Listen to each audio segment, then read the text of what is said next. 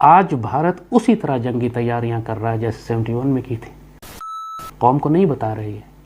آج اسی طرح بھارت پاکستان میں گلگت بلتستان کو، سیالکوٹ کو، لاہور کو لینے کی بات کر رہا ہے جیسے 65 اور 71 میں اس نے کی تھی. جیسے اس پہلے ڈھاکہ لے چکا تھا، وہ سیالکوٹ اور لاہور لینا چاہتا ہے. اور پاکستانی ریاست بھارت سے انتقام لینے کی بات ہی نہیں کرتی. آپ نے سب سے پہلے گھبرانا نہیں ہے. ٹھیک ہے. جب بھی دسمبر کا مہینہ آتا ہے سارے پرانے زخم دوبارہ کھل جاتے ہیں. اچھا. سقوط ڈھاکہ اتنا تکلیف دہ امر ہے ہماری زندگیوں کا. ہم تو موجود تھے اس وقت، ہم نے تو سقوط ڈھاکہ اپنی آنکھوں سے دیکھا ہے. ہمارے 71 کی لڑائی میں میرے والد بھی شامل تھے، میرے عزیز اور رشتہ دار سارے مشرقی پاکستان میں تھے. اور جو تکلیف آپ کو 1947 کے واقعات پڑھ کر ہوتی ہے کہ کس طرح 50 لاکھ مسلمانوں کو ذبح کیا، انہوں نے کاٹا، اور اس کے بعد دوسرا بڑا جینوسائیڈ اور قتل عام جو پاکستانی مسلمانوں کو ہوا تھا وہ مشرقی پاکستان میں ہوا تھا. مگر اس سے زیادہ تکلیف دہ بات یہ ہے کہ ہم پاکستانی ہم نے کچھ نہیں سیکھا 1971 کے اتنے بڑے حادثے سے. بہت تکلیف دہ بات ہے. ہم نے کبھی کسی غدار کو کوئی سزا نہیں دی. ہم نے کبھی یہ پالیسی اناؤنس نہیں کی کہ ہم اپنی شکست کا انتقام لیں. اور ہم نے کوئی سبق نہیں سیکھا 71 سے کہ یہ کیسے ہو گیا کہ ملک کی پوری ریاست موجود تھی، عدالت تھی، حکومت تھی، فوج تھی، ISI تھی، میڈیا تھی، دانشور تھے، علماء تھے، سیاسی جماعتیں تھیں. ان سب کے ہوتے ہوئے پورا ملک ٹوٹ کے الگ کیسے ہو گیا؟ اور کیا غلطیاں اور کوتاہیاں اس وقت ہوئیں؟ کیونکہ ہمارے ہاں تو صرف سیاسی فتویٰ بازی ہوتی رہی ہے، ایک دوسرے کو الزام دیتے رہے، فوج نہیں لڑی. کوئی کہتا ہے کہ الیکشن جو تھے وہ حوالے کر دینے چاہیے تھے مجیب الرحمان کے، کیوں نہ کیے. کسی کو اصل صورتحال کا نہ علم ہے. اس سے اندازہ کریں کہ 50 سال ہو گئے ہیں ابھی تک ریاست پاکستان اس پروپیگنڈے کی نفی نہیں کر سکی کہ 93,000 پاکستانی سپاہیوں نے ہتھیار نہیں ڈالے تھے. تو وہاں تھے ہی نہیں 93,000، وہاں 31,000 تھے. 31,000 93,000 کیسے بن گئے؟ اور ریاست پاکستان آج تک دشمنوں کے اس پروپیگنڈے کا جواب کیوں نہ دے سکی؟ اسی سے اندازہ کریں ہماری غفلت کا. 65 کی لڑائی میں آپ اکثر سنتے ہیں کہ دشمن نے اچانک حملہ کر دیا. میرا سوال یہی ہوتا ہے کہ اچانک کیسے حملہ کر دیا؟ ریاست پاکستان کہاں سو رہی تھی؟ آپ کو کیوں نہیں معلوم تھا کہ دشمن حملہ کرے گا؟ یہ اتنی بڑی غفلت تھی ہماری 65 کی جنگ میں، دشمن نے اچانک حملہ کر دیا. وہ تو ہمارے جاں بازوں، سرفروشوں نے پھر سر دھڑ کی بازی لگا کر پاکستان کو بچایا، قربانیاں دیں، اللہ اس کے رسول کی تائید آئی، پاکستان تھا. یہی کچھ 71 میں ہوا. ہمیں کیوں نہ پتہ لگا کہ جب 15 مارچ کو مجیب الرحمان نے بغاوت کا اعلان کر دیا تھا اور انڈینز نے 22 نومبر کو حملہ کیا مشرقی پاکستان پہ، 10 ماہ جنگ ہوتی رہی ہے جس میں بھارتی فوج شامل تھی، مکتی بانی شامل تھی.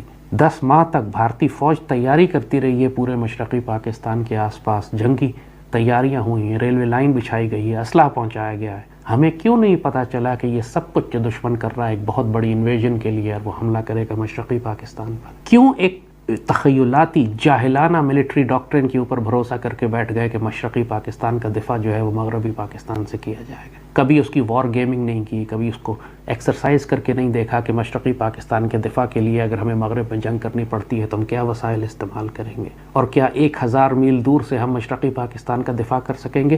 کسی نے سوال نہیں کیا. ریاست میں کسی نے سوال، اتنے بڑے بڑے ادارے بنے ہوئے تھے، تھنک ٹینکس تھے. اور پھر مجیب الرحمان کی اگرتلا سازش، بھٹو کا ناپاک کردار. اس وقت پاکستان جو پوری دنیا میں سب سے زیادہ تیزی سے ترقی کر رہا تھا، اس کو تباہ و برباد کرنے کی عالمی سازشیں. کیوں مجیب الرحمان کو، جس کو ISI نے گرفتار کیا تھا اور اگرتلا سازش چلی تھی اور اس پہ غداری کا مقدمہ بن رہا تھا، کیوں اس کو رہا کر کے الیکشن میں حصہ دلوا کے ملک کا وزیر اعظم بنانے چلے تھے؟ یہی کام آج نواز شریف کے ساتھ کر رہے ہیں، یہی زرداری کے ساتھ کر رہے ہیں. یہی پاکستان کے وہ تمام غدار جن کو وقت پر پھانسیاں دینی تھیں، لٹکا دینا چاہیے تھا. اگر مجیب کو لٹکاتے تھے اگرتلا سازش میں تو کبھی بھی مشرقی پاکستان کا سانحہ نہ ہوتا. آج پاکستان میں 10 مکتی بانیاں بنی ہوئی ہیں، آج 10 شیخ مجیب ہیں پاکستان میں، اور تمام پاکستان کی سیاسی جماعتوں میں ہیں جو ملک کی حکمرانی میں ہیں، پارلیمان میں بیٹھے ہوئے ہیں، ملک کے صدر وزیر اعظم بن جاتے ہیں، اہل اقتدار اشرافیہ ہیں. اور ریاست پاکستان کا یہ حال ہے کہ جن غداروں کو سولی لٹکانا چاہیے تھا وہی اس قوم کی پالیسیز بنا رہے ہیں اہل اقتدار، ایوانان اقتدار میں بیٹھ کر. کیا ہو گیا ہے ہم لوگوں کو؟ نہ ہم اپنی غلطیوں سے سیکھتے ہیں، نہ غداروں کو سزا دیتے ہیں، نہ دشمن سے انتقام لیتے ہیں. پچھلے 20 سال سے دشمن مزید مکتی باہنیاں بنا کر، چاہے ان کا نام TTP ہو یا BLA ہو یا MQM ہو، بنا کر پورے پاکستان میں 1 لاکھ پاکستانی شہید کروا چکا ہے. اور اب 16 دسمبر کو تو ہمارے APS کا واقعہ بھی ہوا تھا، یہ بھی تو بھارت نے کروایا تھا. صرف فال آف ڈھاکہ نہیں، ایک اور مزید تازہ زخم ہمیں جو لگا، ہمارے بچے ذبح کیے انہوں نے. اور پاکستانی ریاست भारत से इंतकाम लेने की बात ही नहीं करती। पाकिस्तानी रियासत ये बात ही नहीं करती कि हम 71 को भूले नहीं है, एक एक शिकस्त, एक एक तकलीफ, एक एक ज़ख्म का हिसाब लिया जाएगा। पाकिस्तानी रियासत ये कसम ही नहीं खाती कि अब हम किसी गद्दार को माफ़ी नहीं करेंगे, नेवर अगेन। ये एटीट्यूड क्यों नहीं है हमारा?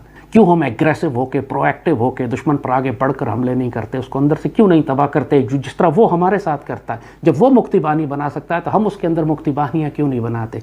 जब वो 10 महीने जंगी तैयारियाँ करके पाकिस्तान पर हमला कर सकता है तो हम बर्फ़ के बने हुए, खौफजदा, सहमे हुए, घबराए हुए सिर्फ उसको देखते क्यों रहे? आगे बढ़कर हमने दुश्मन के दांत क्यों नहीं तोड़े? मशरक़ी पाकिस्तान का ये सानहा हर दफ़ा खून के आंसू रुलाता है। रियासत पूरी फेल हुई थी, कोई फ़र्द फेल नहीं हुआ था। उसमें भुट्टो का किरदार, शाहिया का किरदार, न्याजी का किरदार, मुजीब का किरदार, पाकिस्तान के मीडिया का किरदार, अदलिया का किरदार, अशराफिया का, उलमा का, सब फेल हुए, रियासत फेल हुई। और इस कदर गफलत और जहालत थी कि 16 दिसंबर को फॉल होने वाला था और 15 दिसंबर तक पूरी कौम को पता नहीं था कि मशरक़ी पाकिस्तान में हम शिकस्त के बिल्कुल दहाने तक पहुँच चुके। ISPR इश्तिहार लगा रहा था, नस्र मिनल्लाह फ़तहुन क़रीब, जैसे फ़तह बहुत नज़दीक है, हम जीतने वाले। और 16 दिसंबर को जब फॉल हुआ तो पूरे मुल्क में मुजाहरे शुरू हो गए। नाक़ाबिल यकीन सूरत हाल थी लोगों की। कौम को गफलत में क्यों रखा? असल बात क्यों नहीं बताई कि वहाँ क्या हो रहा है? यही हाल आज भी हो रहा है। आज भारत उसी तरह जंगी तैयारियाँ कर रहा है जैसे 71 में की थी, कौम को नहीं बता रही है। आज उसी तरह भारत पाकिस्तान में गिलगित बल्तिस्तान को, सियालकोट को, लाहौर को लेने की बात कर रहा है जैसे 65 और 71 में उसने की थी। जैसे उस पहले ढाका ले चुका था, वो सियालकोट और लाहौर लेना चाहता है। 65 में लाहौर लेने आए थे, अचानक हमला कर दिया। फिर वही बात, अचानक कैसे हमला कर दिया? तुम कहाँ सो रहे थे? इदारे कहाँ सो रहे थे? तो लोग हमसे कहते हैं कि आप रियासत पर एतबार करें, रियासत के इदारों पर एतबार करें। मैं इनको यही तारीख़ की मिसाल देता हूँ कि तुम लोग तारीख़ पढ़ते नहीं हो। कोई मुसलमान पाकिस्तानी जो 1971 का सानहा देख चुका है, वो ज़ख्म खा चुका है, वो कभी भी रिलैक्स नहीं हो सकता, कभी भी आंख बंद करके रियासत के इदारों पर एतबार नहीं करेगा। हमारा काम हमारा है ना, मुल्क हम सब का है। ये कॉलोनियल आर्मी नहीं है, कॉलोनियल गवर्नमेंट्स नहीं है जो बाहर से आके मुसल्लत हुई भी हैं। हमारे बच्चे हैं, हमारे लोग हैं। इनको तंबीह करना, नसीहत करना इनकी गलतियों पे, इनको ताकीद करना और निशानदही करना इनकी कमज़ोरियों की और दुश्मन की साजिशों से आगाह करना, ये हमारी हर पाकिस्तानी की जिम्मेदारी है।